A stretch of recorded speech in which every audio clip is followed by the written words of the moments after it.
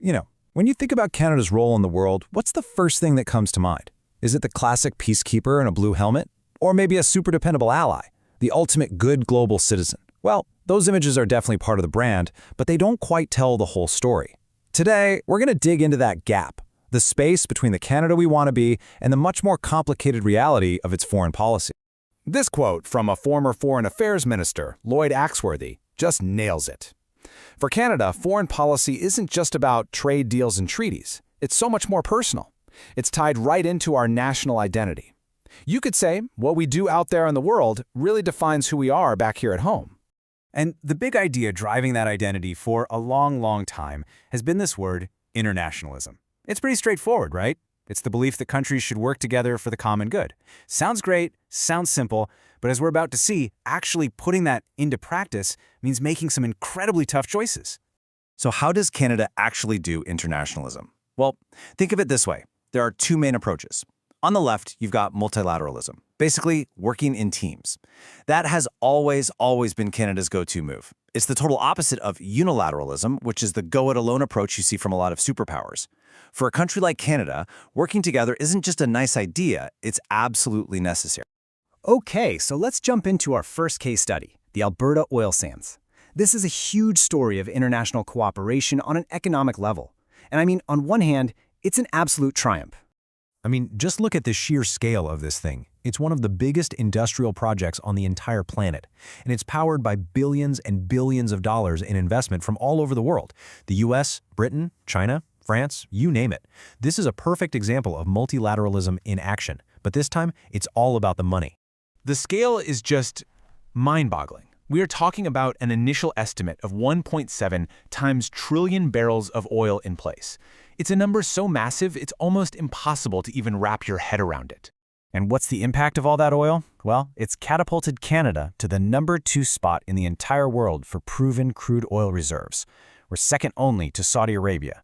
This has completely changed the game, turning Canada into a global energy powerhouse.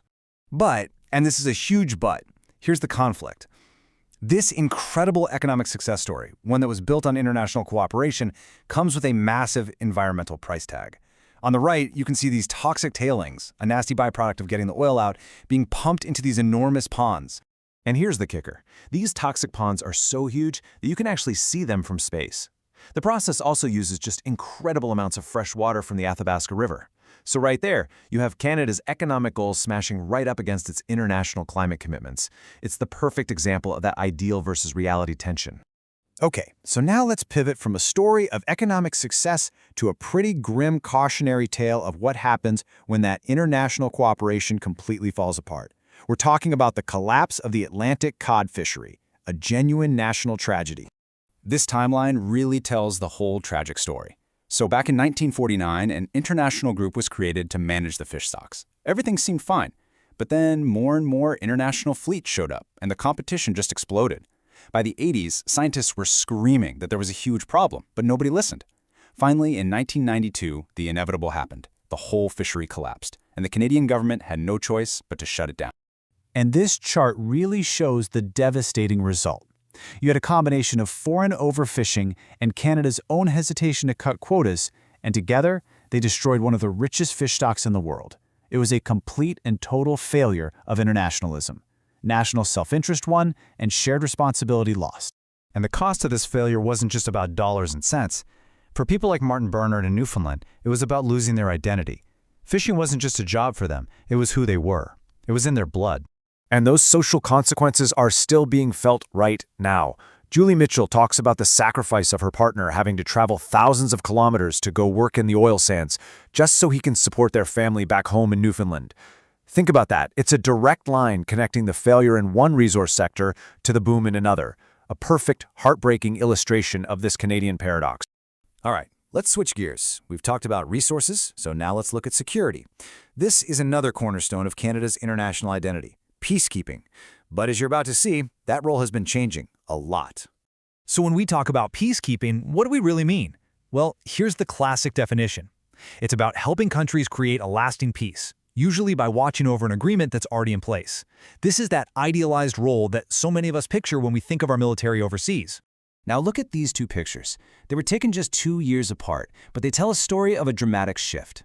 On the left, you've got that traditional image we all know. Canadian peacekeepers, blue helmets, handing out dolls to kids. On the right, soldiers in full combat gear heading to Afghanistan. That is a very, very different kind of mission. And that right there is the key. Missions in places like Bosnia, Rwanda, and especially Afghanistan, they weren't about just monitoring a truce. They involved active combat, real intervention.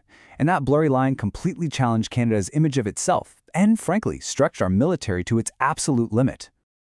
So, after looking at our economy, our environment, our military, it all comes back to this one central challenge, doesn't it? It's about trying to find a balance in a really, really complex world.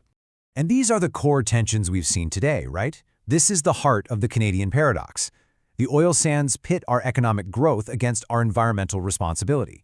The cod crisis showed international cooperation losing out to national self-interest.